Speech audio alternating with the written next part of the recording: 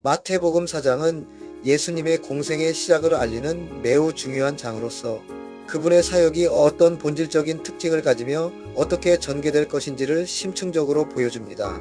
이 장은 크게 세 가지의 결정적인 사건들로 치밀하게 구성되어 있습니다. 첫째는 예수님께서 광야에서 겪으신 치열한 시험, 둘째는 갈릴리 지역에서의 본격적인 사역 시작, 그리고 셋째는 인류 구원을 위한 첫 제자들을 부르시는 감동적인 내용입니다.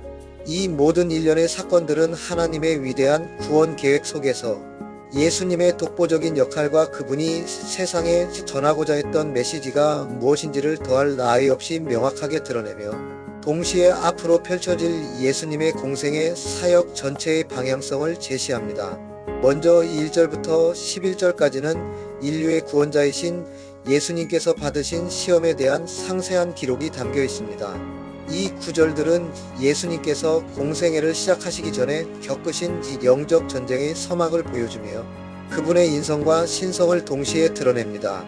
예수께서 성령에게 이끌리어 마귀에게 시험을 받으러 광야로 가사 40일을 밤낮으로 금식하신 후에 줄이신지라. 시험하는 자가 예수께 나와서 이르되 내가 만일 하나님의 아들이거든 명하여 이 돌들로 떡덩이가 되게 하라.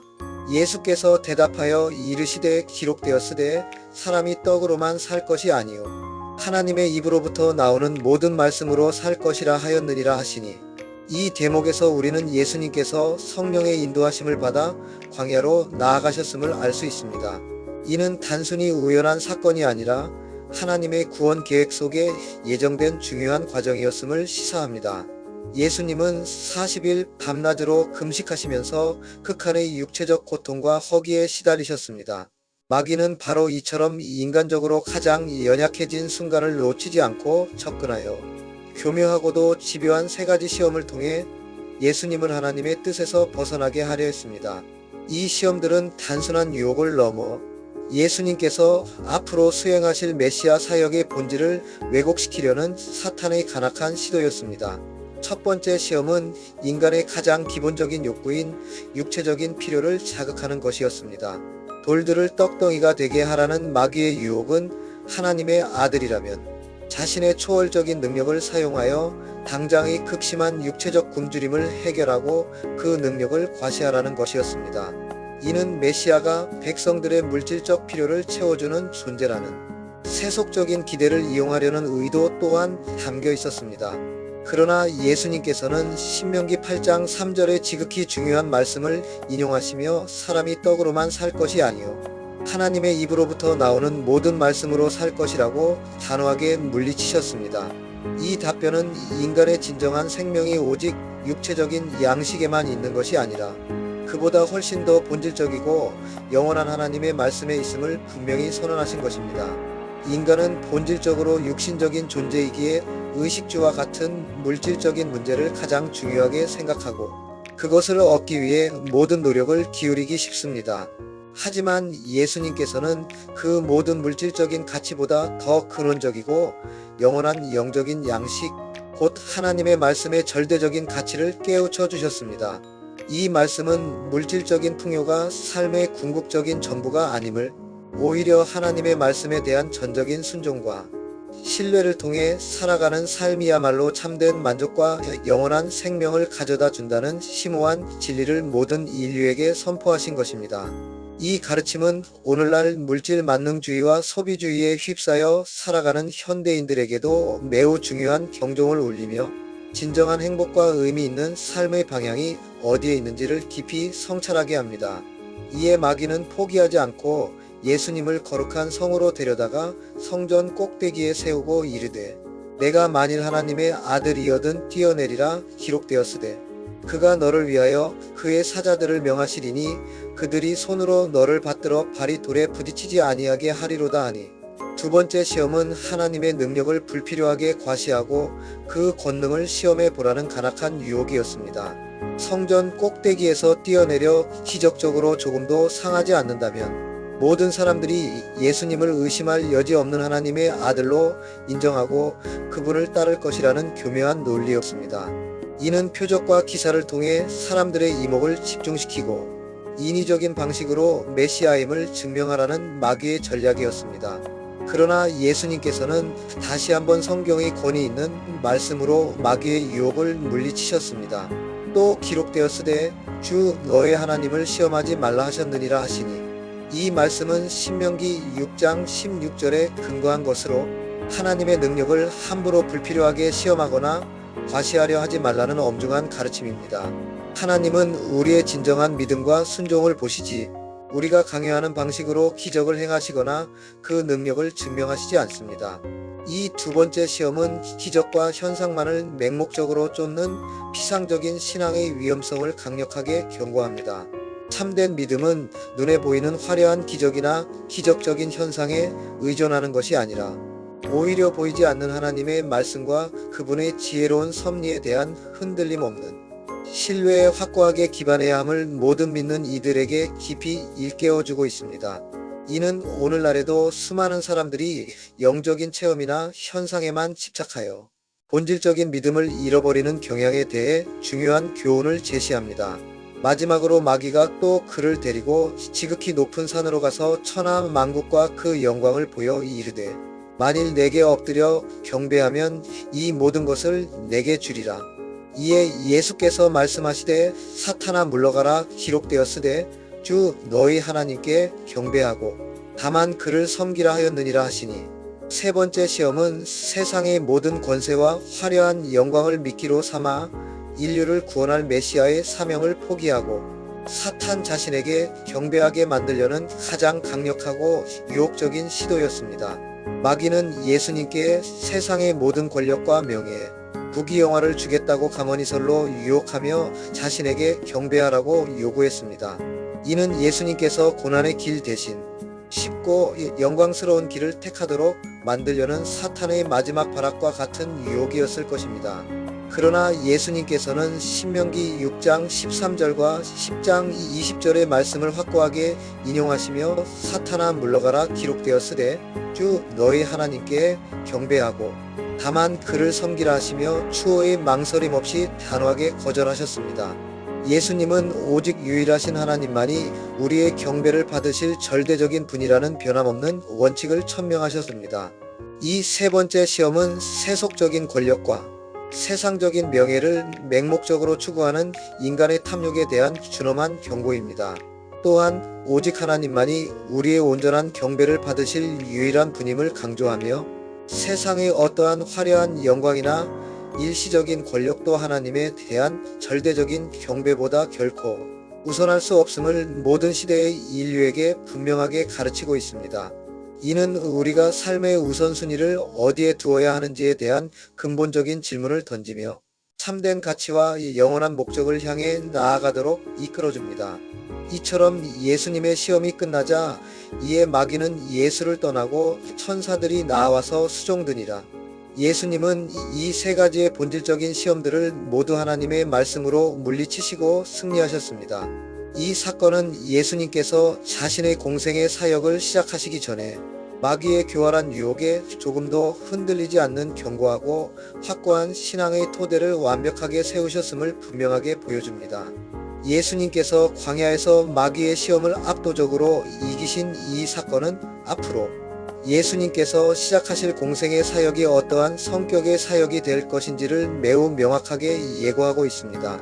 그분의 사역은 세상의 일시적인 권세와 물질적 유혹, 그리고 헛되고 피상적인 영광을 좇는 것이 결코 아니라 오직 하나님의 말씀에 대한 전적인 순종을 기반으로 하여 하나님의 나라의 영원한 가치를 세상에 선포하고 실현하는 위대한 사역이 될 것임을 강력하게 선언하는 것입니다.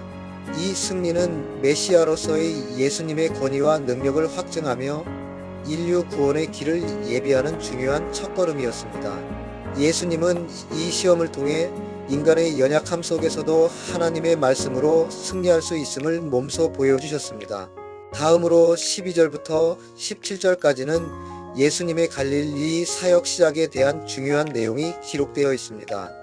예수께서 요한이 잡혔음을 들으시고 갈릴리로 물러가셨다가 나사렛을 떠나 스불론과 납달리, 지경 해변에 있는 가버나움에 가서 사시니 이는 선지자 이사야를 통하여 하신 말씀을 이루려 하심이라. 일러스되 스불론 땅과 납달리 땅과 요단강 저편 해변 길과 이방의 갈릴리여 흑암에 앉은 백성이 큰 빛을 보았고 사망의 땅과 그늘에 앉은 자들에게 빛이 빛이었도다 하였느니라. 이때부터 예수께서 비로소 전파하여 이르시되 회개하라 천국이 가까이 왔느니라 하시더라. 예수님께서는 세례 요한이 헤롯에 의해 잡혔다는 충격적인 소식을 듣고 그의 사역이 공식적으로 마무리되었음을 인지하시고 유대 지역을 떠나 갈릴리로 이동하셨습니다. 이러한 예수님의 행동은 단순히 피신이 아니라 구약의 예언을 성취하는 중요한 발걸음이었습니다. 선지자 이사야는 이미 오래전부터 스불론과 납달리 땅, 즉 갈릴리 지역이 영적인 흑암에 앉은 백성들에게 큰 빛이 비칠 곳이라고 예언했습니다. 이 지역은 당시 유대 사회에서 이방인의 갈릴리라고 불릴 만큼 헬라 문화와 이방 문화의 영향을 강하게 받은 혼합된 지역이었으며 종교적, 사회적으로는 변방이자 소외된 지역으로 여겨지던 곳이었습니다. 그러나 예수님께서는 바로 이러한 변방 중의 변방에서 전통적인 유대 중심지를 벗어나 천국 복음을 전파하기 시작하셨습니다.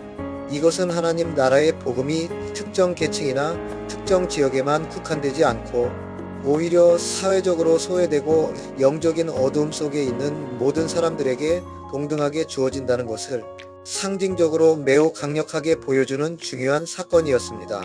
예수님께서 첫 메시지로 선포하신 회개하라 천국이 가까이 왔느니라는 말씀은 예수님 공생의 사역의 가장 핵심적인 메시지이자 앞으로 모든 메시지의 출발점이었습니다. 회개하라는 것은 단순히 자신의 죄를 뉘우치고 슬퍼하는 것을 넘어서 이제까지 살아왔던 생각과 가치관 그리고 삶의 근본적인 방향을 하나님께로 완전히 돌이키라는 근본적인 변화를 요구하는 것입니다. 또한 천국이 가까이 왔다는 선포는 하나님의 통치가 임박했으며 더 나아가 예수님 자신을 통해 그 하나님의 통치가 이 땅에 실질적으로 시작되었다는 것을 의미합니다. 이 메시지는 단순한 윤리적인 권면이나 종교적인 가르침을 넘어 새로운 시대를 열고 세상을 근본적으로 변화시킬 혁명적이고 희망찬 선포였습니다. 이는 구약시대의 율법적 통치에서 신약시대의 은혜적 통치로의 전환을 알리는 서곡과 같았습니다.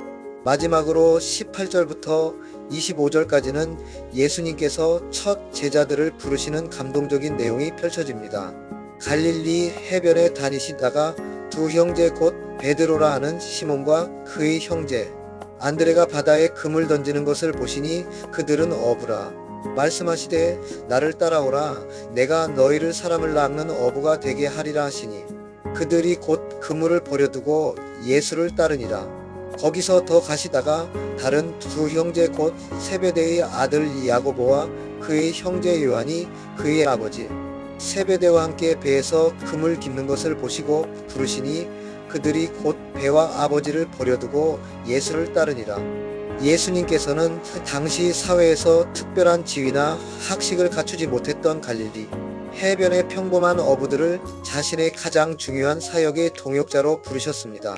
시몬 베드로와 그의 형제 안드레 그리고 세베대의 아들 야고보와 그의 형제 요한은 예수님의 부름에 조금도 망설임 없이 즉시 반응하여 그들의 생업의 도구였던 그물을 버려두고 심지어는 가족과의 유대마저도 지루하고 예수님을 따랐습니다. 이는 예수님의 부르심이 얼마나 강력하고 매력적이었는지를 보여주는 동시에 제자들의 전적인 헌신과 믿음을 드러내는 대목입니다. 이들의 부르심은 예수님 사역의 전개에 있어서 매우 중요한 전환점을 의미합니다. 예수님께서는 이들을 향해 내가 너희를 사람을 낚는 어부가 되게 하리라고 말씀하셨는데 이는 단순한 직업의 전환을 넘어 인간의 영혼을 죄와 사망으로부터 구원하여 하나님의 나라로 인도하는 위대한 사역으로의 부르심을 상징합니다.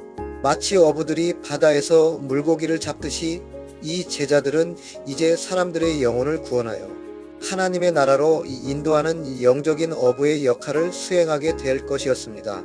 이들은 당시 사회적으로는 아무도 주목하지 않던 평범한 사람들이었지만 예수님의 부름에 순종하여 인류 역사에 지대한 영향을 미치는 존재들로 변화되었습니다. 이는 하나님의 사역이 세상의 기준과는 다른 방식으로 이루어짐을 보여줍니다.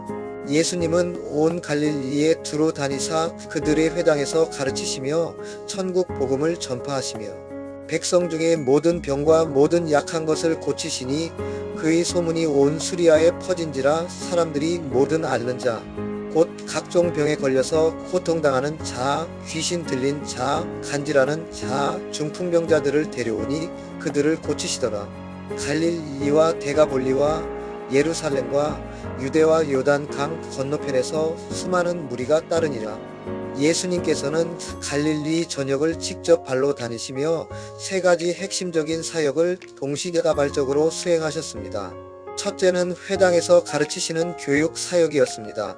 이는 하나님의 말씀을 권위 있게 해석하고 그 속에 담긴 심오한 진리를 백성들에게 명확하게 선포함으로써 그들의 영적 무지를 깨우치고 올바른 신앙의 길로 인도하는 중요한 역할이었습니다.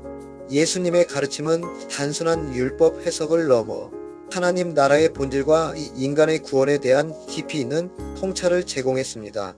둘째는 천국 복음을 전파하시는 선포 사역이었습니다. 이는 하나님의 통치가 이 땅에 이미 시작되었음을 알리고 모든 사람들이 회개하고 그 통치 안으로 들어오라고 강력하게 촉구하는 것이었습니다. 복음은 단순히 좋은 소식이 아니라 인간의 삶과 세상을 변화시킬 하나님의 능력이 담긴 메시지였습니다. 셋째는 모든 병과 약한 것을 고치시는 치유 사역이었습니다.